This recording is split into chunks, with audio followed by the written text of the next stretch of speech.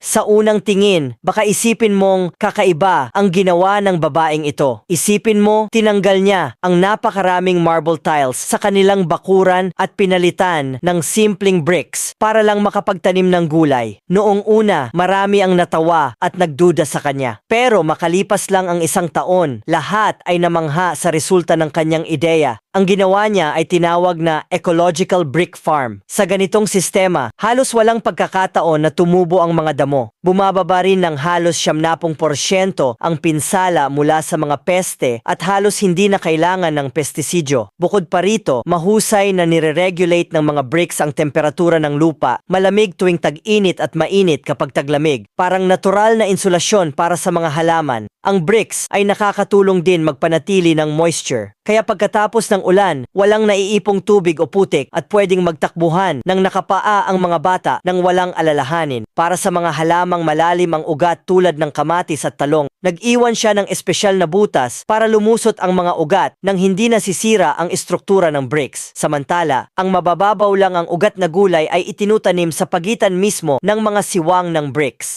At ang pinakamahalaga, mas masustansya, walang halong kemikal, at mas malasa pa ang mga gulay na inaani rito kumpara sa karaniwang nabibili sa supermarket.